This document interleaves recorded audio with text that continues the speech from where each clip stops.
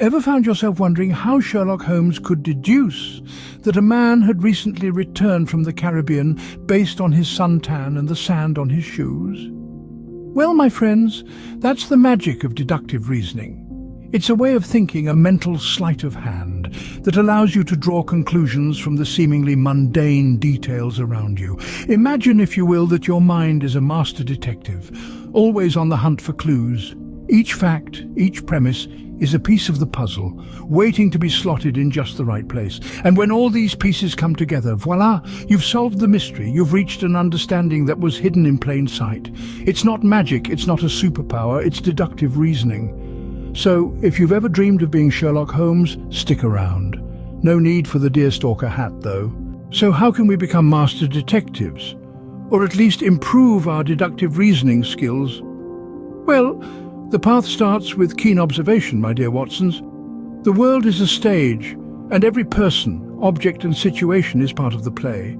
Your job is to be an avid audience, absorbing every detail, every nuance.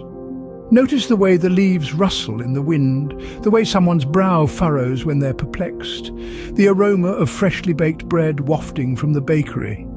The devil, as they say, is in the details.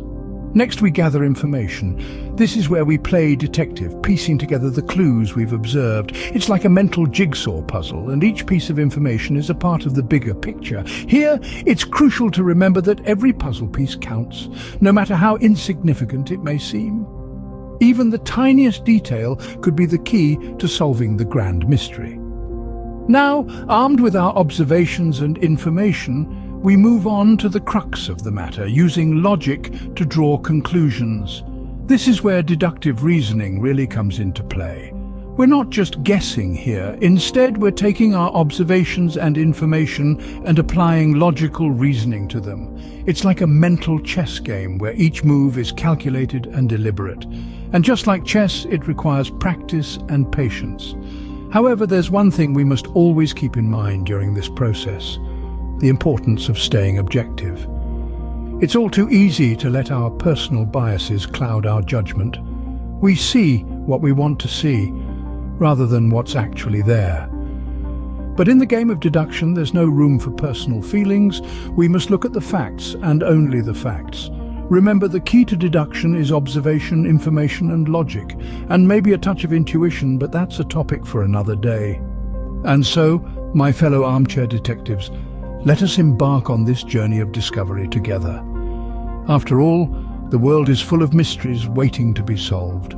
Now, let's put our newfound deductive reasoning skills to the test. Imagine you've just walked into a room. There's a wet umbrella by the door and a pair of muddy boots. What can you deduce? Of course, someone's just come in from the rain. Simple, isn't it? Now let's crank it up a notch. You're at a bookstore.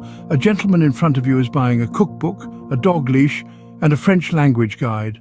What can we deduce from this? Perhaps he's planning to cook a French meal, owns a dog, and might be learning French. This is how we use clues to make informed conclusions. Remember, the key to good deduction is observation. Take a moment, pause the video if you must, and think about what these conclusions might mean. See?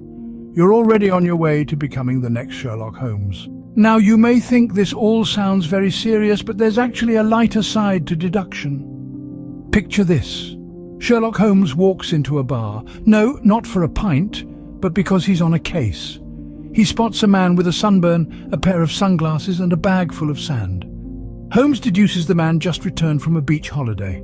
Not exactly rocket science, eh? But what if I told you that the beach was in Spain, the man is an accountant, and he's been skiving off work for the past week? Now that's a plot twist. Or imagine this. You walk into your kitchen and there's a slice of cake missing from the fridge. You don't need to be a detective to know that your sibling is the prime suspect. It's a classic case of the cake was here, now it's not, who else could it be?